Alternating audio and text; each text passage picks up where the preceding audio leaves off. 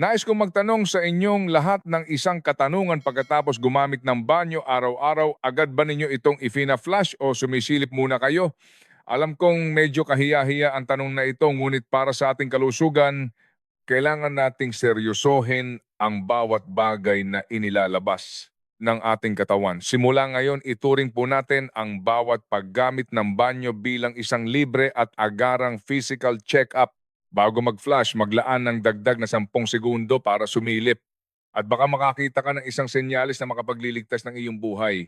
Ito ay dahil ang hari ng mga cancer, ang pancreatic cancer, ay unang nagpapakita ng tatlong malinaw na senyales ng paghingi ng tulong sa pamamagitan ng ating dumi araw-araw. Ang tatlong senyales na ito ay nakatago sa kulay, itsura at posisyon ng dumi. Kung maintindihan ninyo ang mga ito, para na rin kayo nag-install ng pinakamabisang cancer early warning system para sa inyong sarili. Sa video natin ngayon, sasabihin ko sa inyo kung paano basahin ang mga senyales ng paghingi ng tulong ng lapay pancreas sa pamamagitan ng ating dumi, ang pinakadirektang senyales mula sa ating katawan. Sasabihin ko rin kung anong tatlong bagay sa ating hapagkainan ang nagsisilbing mga pagkaing nagliligtas buhay para protektahan ang lapay, at kung anong mga pagkain na karaniwang kinakain ng marami ang mga silent killer na sumisira sa inyong lapay. Bago tayo magsimula sa ating paksa, kung nag-aalala kayo para sa kalusugan ninyo at ng inyong pamilya, mangyaring i-click muna ang subscribe button sa ibaba at i-on ang notifications para hindi ninyo mapalampas ang mga kapaki-pakinabang na kaalamang pangkalusugan sa hinaharap. Dito sa channel na Gabay sa Kalusugan, ibinubunyag namin ang mga katotohanang pangkalusugan na bihirang sabihin sa inyo ng mainstream media. Kung gusto ninyo ang aming ibinabahagi, mangyaring mag-type ng 1 sa comment section. Ito ang pinakamainit na suporta para sa aming patuloy na paglikha. Malugod din namin tinatanggap ang inyong mga pananaw at karanasan sa comment section sa ibaba. Ang isang malusog na lapay ay naglalabas ng isang substance na tinatawag na lipase. Ang trabaho nito ay tulungan tayong tunawin ang mga taba na kinakain natin araw-araw. Isipin ninyo ito bilang pinakamabisang grease decomposer sa ating katawan. Ang mga kinakain nating lechon kawali o ang mantika sa mga ginisang ulam araw-araw ay nangangailangan ng tulong ng decomposer na ito para ma-absorb at magamit ng katawan. Kung magkaproblema ang lapay, halimbawa na mamaga ito o may tumubo dito na magiging sanhi ng malubhang pagbaba ng produksyon ng lipase, hindi na matutunaw ang mga taba na ating kinakain. Magiging para mga isdang nakalusot sa lambat ang mga ito, direktang papasok sa ating mga bituka at sa huli ay ilalabas kasama ng dumi. Sa puntong ito, lilitaw ang tatlong senyales ng paghingi ng tulong ng lapay. Ang unang senyales ay ang lumulutang na dumi. Ito ang pinakatipikal na senyales. Ang malusog na dumi ay binubuo ng mga fiber mula sa pagkain, tubig at bakterya sa bituka. Mas mataas ang densidad nito kaysa sa tubig, kaya dahan-dahan itong lulubog sa ilalim ng inidoro. Ngunit kung ang dumi ay nababalot ng maraming hindi natunaw na taba, mag-iiba ng husto ang sitwasyon. Mas mababa ang densidad ng taba kaysa sa tubig, tulad ng langis na lumulutang sa ibabaw ng tubig. Kapag sobrang taas ng fat content sa dumi, bababa ang densidad ng buong dumi, kaya ito lulutang sa ibabaw ng tubig. Kung mapansin ninyo sa loob ng maraming magkakasunod na araw na ang inyong dumi ay laging matigas na lumulutang sa tubig, hindi ito isang normal na pangyayari. Sinasabi sa inyo ng lapay, maaaring may problema na sa kakayahan kong tumunaw ng taba. Ang ikalawang senyales ay ang makintab at mamantikang dumi. Mas direkta ang senyales na ito. Kapag hindi natunaw ang taba at direktang inilabas ang ibabaw ng dumi, ay magmumukhang pinahiran ng isang layer ng mantika, makintab, at maaring makakita pa ng malinaw na mga patak ng mantika sa ibabaw ng tubig, parang isang mangkok ng mamantikang sabaw na pinatakan sa malinis na tubig. May isa pang katangian, ang ganitong uri ng dumi ito ay napakadikit at madaling dumikit sa gilid ng inidoro. Maaaring kailanganin mong mag-flush ng ilang beses para malinis ito, at mas mahirap itong linisin gamit ang brush kaysa karaniwan. Ito ang tipikal na steatorrhea o fatty stool. Tandaan, iba ito sa pagkakaroon ng medyo mamantikang dumi kinabukasan matapos kumain sa isang malaking handaan o maraming mamantikang pagkain. Ang tinutukoy natin ay ang patuloy at hindi maipaliwanag na mamantikang dumi. Ang ikatlong senyales ay ang napakaputla o kulay abo na dumi. Ito ay isang mas mataas na antas ng babala na kailangan ninyong bigyan ng agarang pansin. Ang normal na kulay ng ating dumi ay dilaw kayumanggi dahil ang abdobile na galing sa atay ay dumadaloy sa bile duct papunta sa bituka at ang bilirubin sa abdo ang nagbibigay kulay sa dumi. Isipin ninyo ang abdo bilang isang natural na pangkulay. Ang relasyon ng lapay at ng bile duct ay parang magkapit-bahay. Sobrang lapit nila sa isa't isa. Kung may tumor na tumubo sa lapay, madali nitong maiipit ang common bile duct na magiging sanhi ng pagbabara. Dahil sa baradong ito, hindi makakababa ang pangkulay na abdo at hindi makakapasok sa bituka para kulayan ang dumi. Kaya ang ilalabas na dumi ay mawawalan ng kulay at magiging kulay abo na parang putik.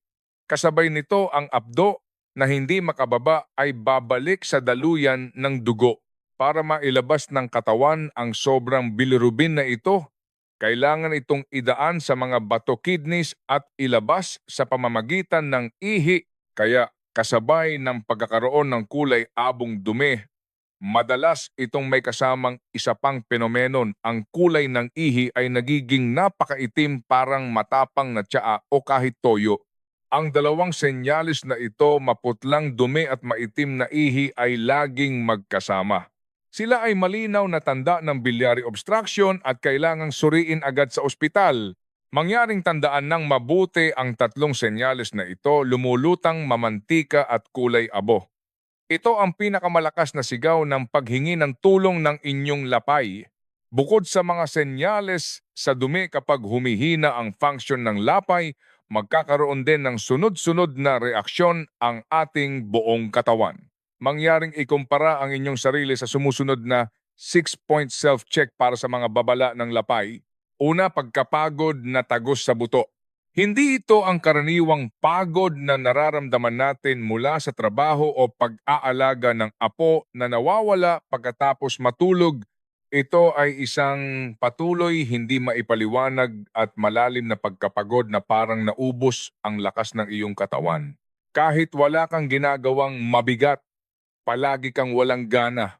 Ito ay dahil may problema sa iyong digestive at absorption system at hindi nakakakuha ng sapat na enerhiya ang katawan mula sa pagkain, kaya ang buong katawan mo ay parang isang low-bat na cellphone.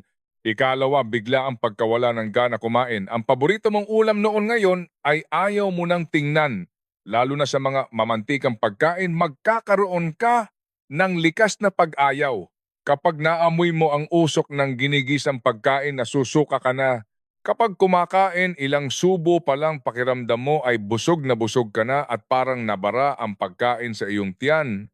Ikatlo, matigas na pananakit ng likod na kumakalat. Ang puntong ito ay napakalito. Maraming tao ang mag-aakala na ito ay dahil sa lumbar strain o bone spurs. Ngunit ang pananakit ng likod na dulot ng lapay ay may sariling katangian. Ang lokasyon ay karaniwang nasa gitna hanggang itaas na bahagi ng likod sa pagitan ng mga dulo ng shoulder blades. Ang pakiramdam ay malalim na pananakit o pressure, hindi pananakit sa ibabaw na kalamnan. Hindi epektibo ang paglalagay ng pain patch o hot compress sa ganitong uri ng sakit. Meron din itong tipikal na katangian kapag yumuyuko ka o binabaluktot ang iyong katawan, medyo nababawasan ang sakit. Ngunit kapag nakahiga ng patag o nakatayo ng tuwid, lalo itong lumalala. Maaari ring mas lumala ang sakit pagkatapos kumain. Ika-4, pagbaba ng timbang. Hindi ito dapat ikatuwa.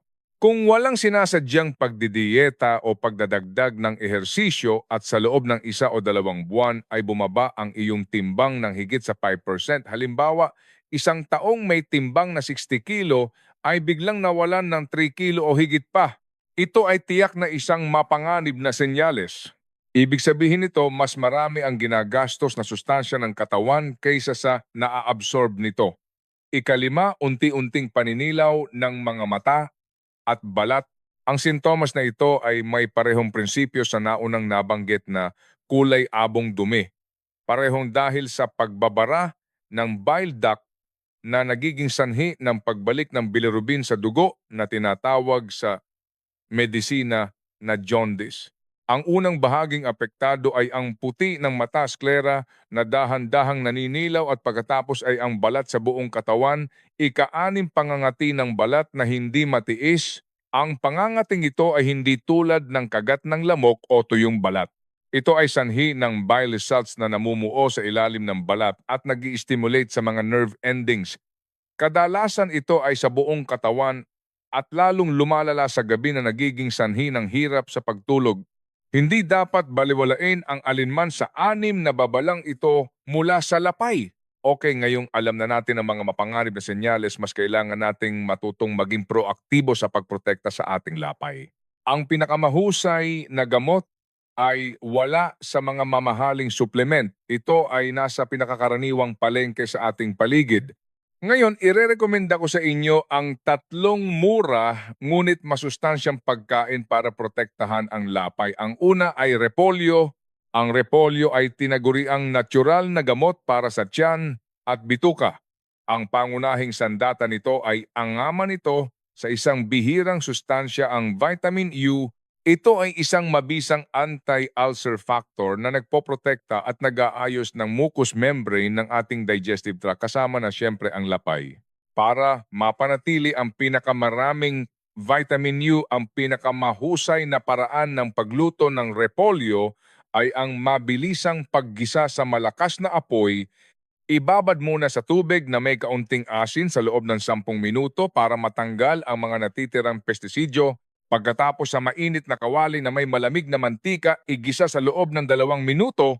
Kapag medyo lumambot na ang mga dahon, maaari na itong hanguin.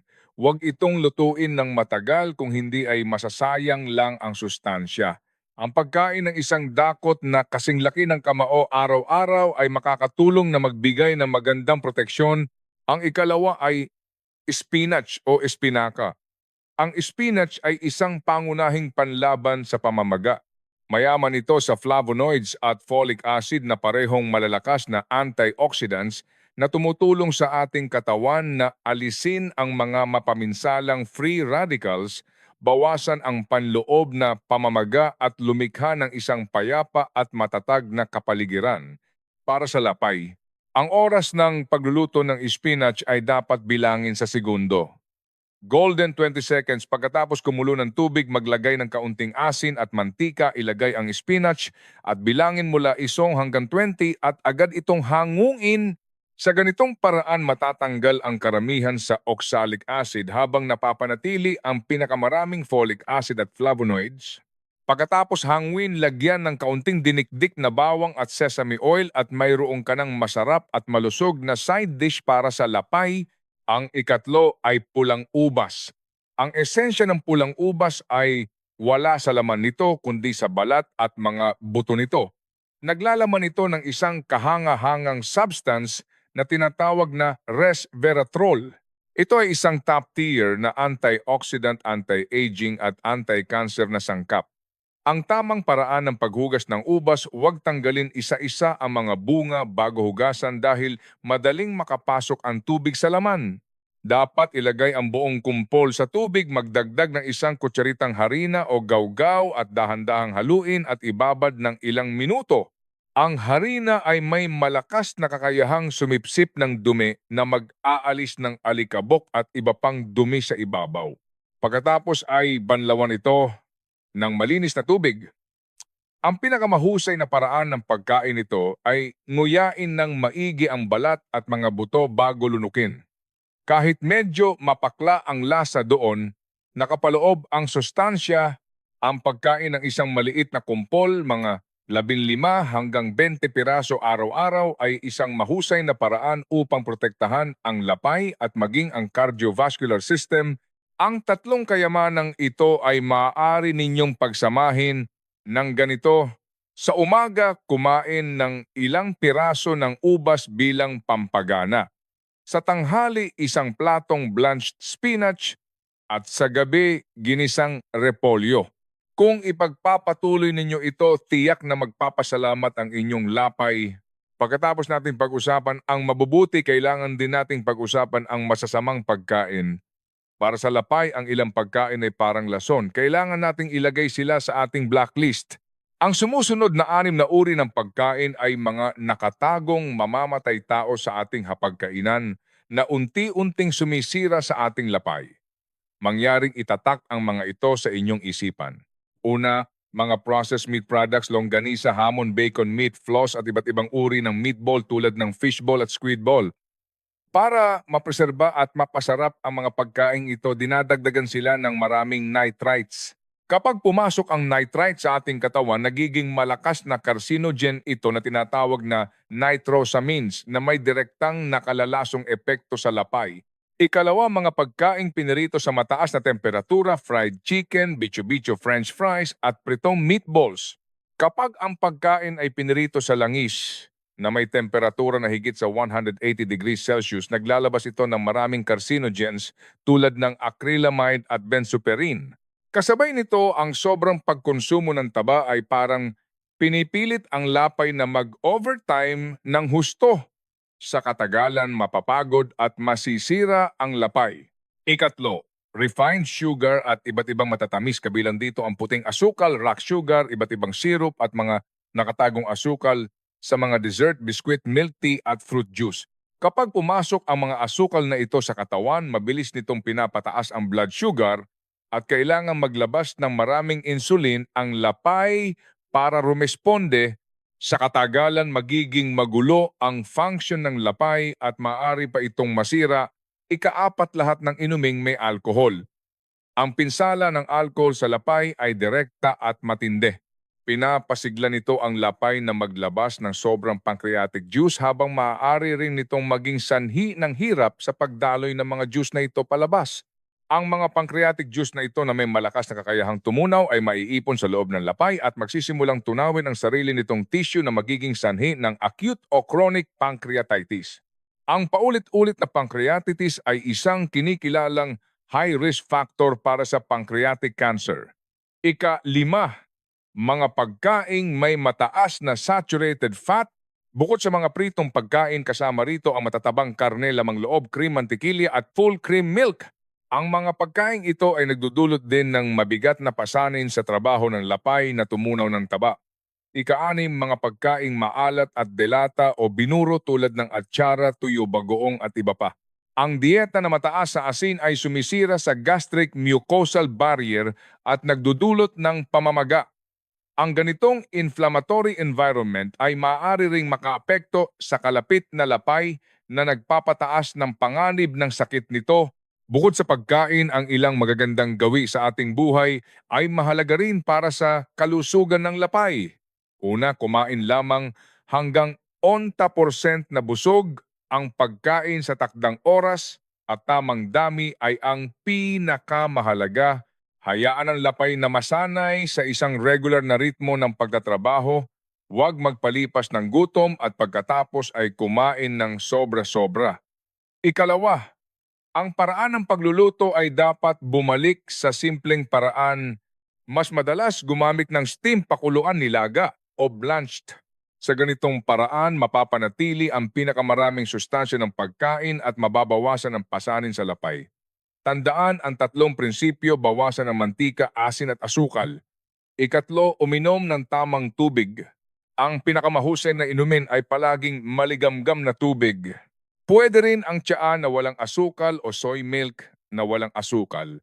Iwasan ang lahat ng inuming may asukal. Maraming kaibigan na mahilig uminom ng fruit juice dahil sa tingin nila ay masustansya ito. Ngunit kahit 100% pure fruit juice pa iyan, dahil wala itong fiber, mabilis pa ring naa-absorb ang asukal. Pinakamainam na hindi hihigit sa isang maliit na baso bawat araw. Ang direktang pagkain ng prutas ay palaging mas mahusay na pagpipilian.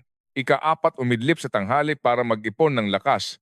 Matulog bago maglaben ng gabi para makapasok ang katawan at lahat ng organo sa deep repair mode. Kung makakaidlip ka ng 20 minuto sa tanghali, mas maganda pa. Ika-5, mag-ehersisyo ng dahan-dahan. Para protektahan ang lapay, hindi kailangan ng matinding ehersisyo. Ang dahan-dahang paglalakad sa loob ng 30 minuto pagkatapos kumain araw-araw ay ang pinakamahusay na paraan. Nakakatulong ito sa paggalaw ng tiyan at bituka, tumutulong sa panunaw at binabawasan ng pasanin sa lapay. Kung masakit ang iyong tuhod, pwedeng umupo sa silya at iswing ang mga braso o maglakad-lakad sa kinatatayuan. Pareho itong epektibo. Okay mga kaibigan, marami tayong napag-usapan ngayon tungkol sa pagprotekta sa ating lapay.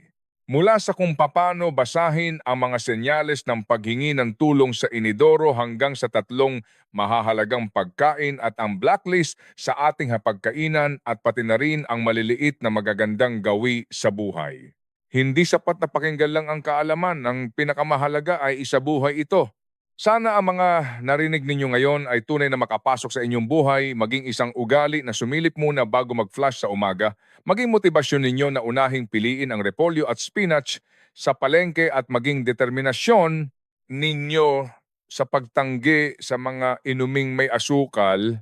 Ang kalusugan ay hindi isang malayong mithiin. Ito ay nakatago sa bawat pagpili, bawat obserbasyon at bawat pagpipigil natin araw-araw. Lalo na para sa ating mga kaibigan na nasa middle age at senior years, ang ating katawan ay parang isang lumang makina na ginamit na sa loob ng ilang dekada. Mas kailangan natin itong alagaan at protektahan. Huwag na nating basta isisi sa pagtanda ang maliliit na discomfort. Mas mahal tayo ng ating katawan kaysa sa inaakala natin. Gagamitin nito ang iba't ibang paraan para paalalahanan tayo. Ang kailangan nating gawin ay matutong makinig at umunawa dito.